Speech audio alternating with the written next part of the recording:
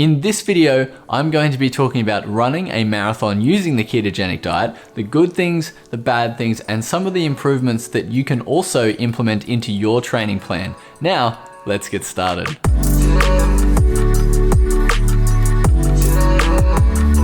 So this is week 3 training for the ketogenic marathon. So this is after the week 3, and I've done 3 weeks of training now, so I'm feeling really good actually. And after 3 weeks, you definitely have a little bit of keto adaptation happening. So I'm finally starting to feel the really good benefits of being on the ketogenic diet and also running with the ketogenic diet. It takes a little while for your body to get adjusted to actually using the ketogenic diet for exercise as well. So I'm gonna jump into some of the runs, some of the good things and some of the processes that worked for me, some of the bad things and some of the things that you might also trip over as well if you're trying to run a marathon, not only on the ketogenic diet, but a marathon in general. The first run I always do is always an interval run. So this week I did about 6Ks, and in that run I did 2 intervals of 1.2 kilometers and then 4 intervals of 800 meters. Now those intervals felt really good, and the last 800 meters I was actually doing around 4-minute kilometers, which is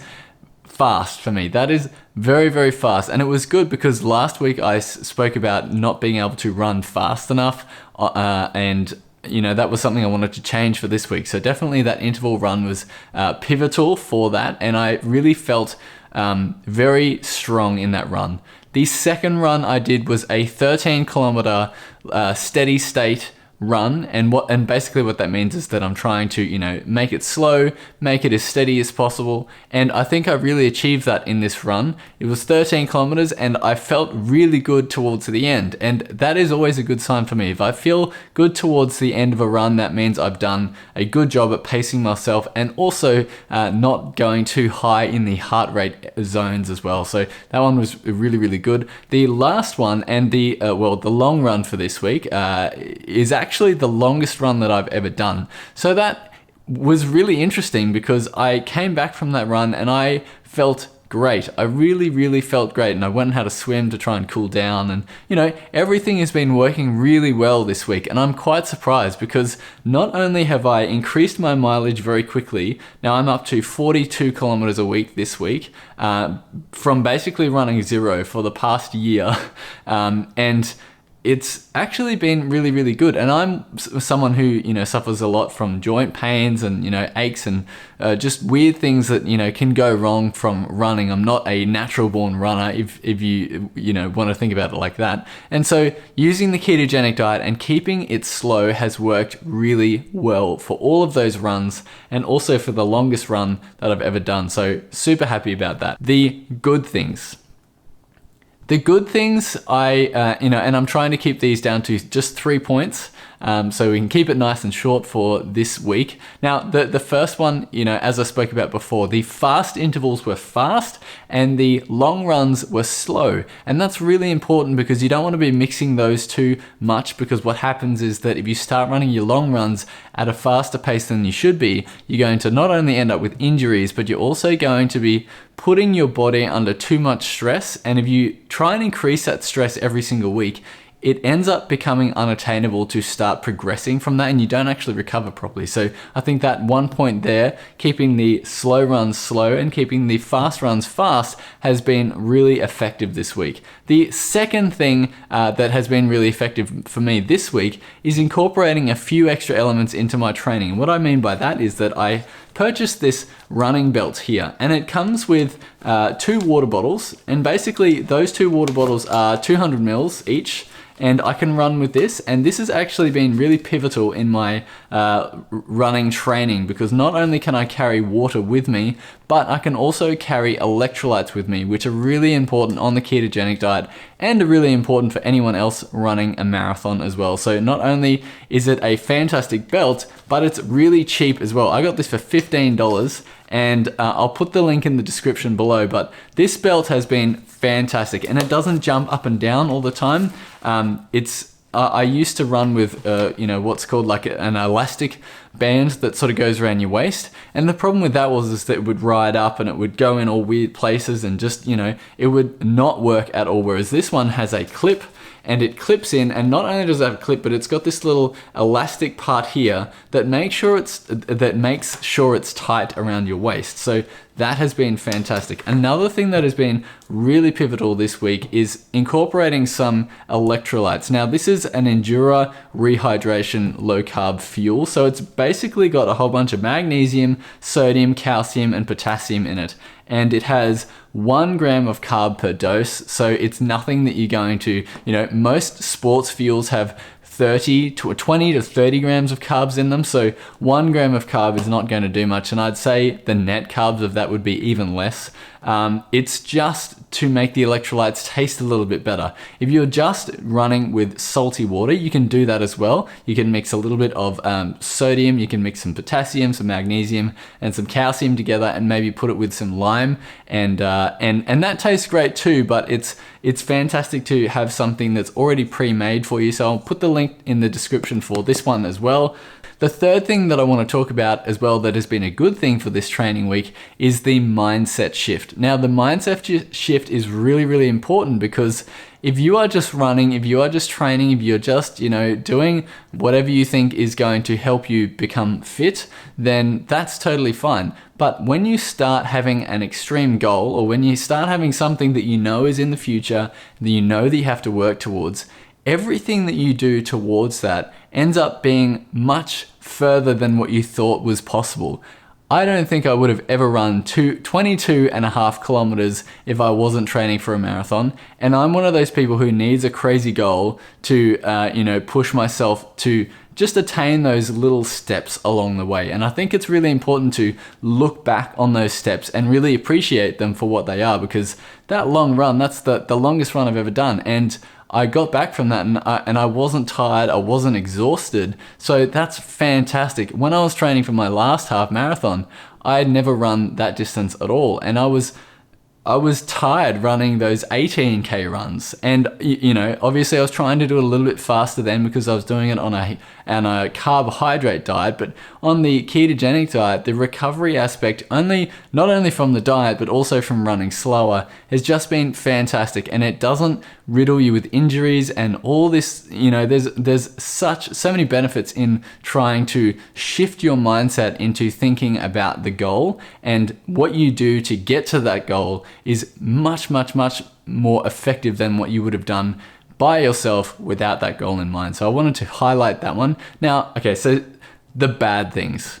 Now, some of the bad things from this week were, I sort of let the cross training slip a little bit. So with the training program that I'm trying to put together, I want to do 3 runs a week, but also supplement that with some cross training either side. So generally I would have loved to have done 2 cross training activities. So whether that's, cycling, or whether that's just walking, or whatever that is. But I really let that slip this week. So I'm going to do a run tomorrow. So today's Saturday. I'm going to do a cycle tomorrow, and I just, try and do 30 Ks on the bike, and it's really nice and easy, and it keeps my heart rate in the aerobic zone. And it's really low impact. So I think cycling is a fantastic way to just keep that endurance going when you have a goal like a marathon in mind. So I really want to, make sure that I improve on that next week. I was taking a note out of Gwen Jorgensen's book, and I was taking a note from a podcast interview that I heard from a guy called Brad Beer, and he interviewed Gwen Jorgensen, and she was talking about how she takes notes after every training, or just after every day, and I think she tries to do it in the morning as well. But that really slipped for me this week, because going to bed with a book and then trying to, recap the day, and then also trying to wake up and do the same thing is hard. And I think that's just a training thing that I need to sort of pursue a little bit to get better at. But I think it is something that I really, really want to do. So that has slipped this week, but I want to get back into it next week. So the third thing I want to talk about is early mornings. So what I've been doing this week is that I've been getting up a little bit later. And so what happens is when your training miles increase, you end up spending more time out there running. And if you don't get up earlier to substitute for that, what happens is that you put other people around you, they're sort of based around your schedule then. And I don't really like how that feels.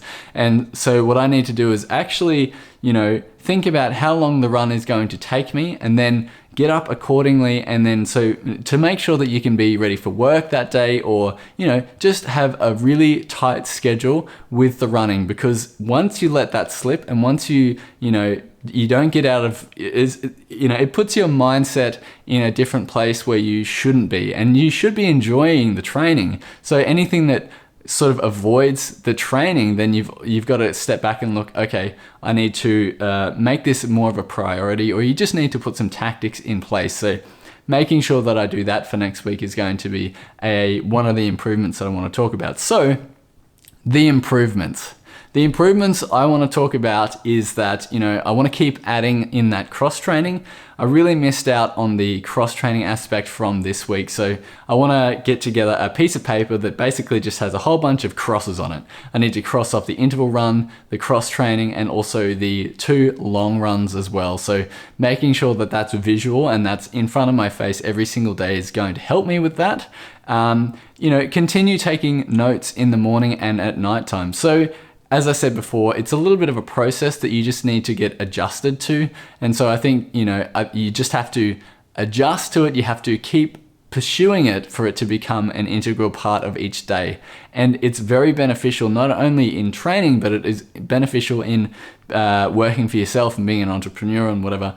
That structure to your day is really important. So I need to get back into doing that and making a little bit of a structure to that as well. So maybe I'm just missing a little bit of structure in general from this training period, but that's something that will definitely be locked in for next week. I want to start working on some technique in the interval run. So I've just basically been running and trying to think about pushing my hips forward, and that's been helping, but I really want to actually start filming some of the interval runs and filming just how do I run, especially when I'm running on tired or, running on something that is not primed.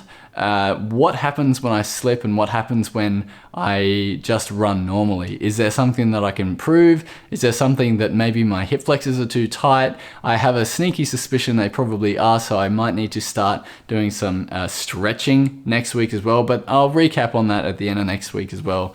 And waking up to make sure that your run doesn't get in the way of doing other things. So running, and especially training for a marathon, you're out there on the road for a long time, and you need to make sure that not only is that not impacting anyone else around you, but that it is not impacting your ability to work, and it is not impacting your ability to keep the ketogenic diet consistent as well. So I think those are the 4 improvements that I want to make for next week. And it's good because you guys are holding me accountable, and I get lots of comments saying, this is fantastic, this is great, I can't believe you're doing a marathon, you're insane.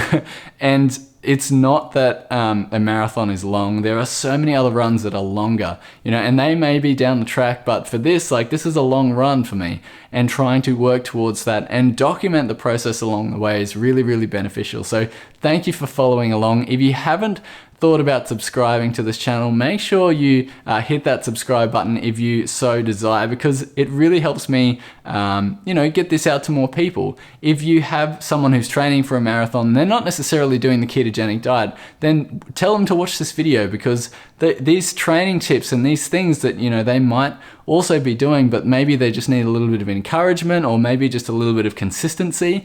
Running is all about consistency. And if you have someone that is motivating you, or at least someone that is pushing you further than you thought was possible, I think that's really, really important. So smash that like button if you so desire as well. And I will see you in next week's video. I hope you enjoyed this video. I hope you got something out of it. Again, this training belt has been a game changer for me, and this this low carbohydrate fuel. Again, the links are in the description below. And my name is Aaron. This has been another keto marathon training video, and I will see you next week.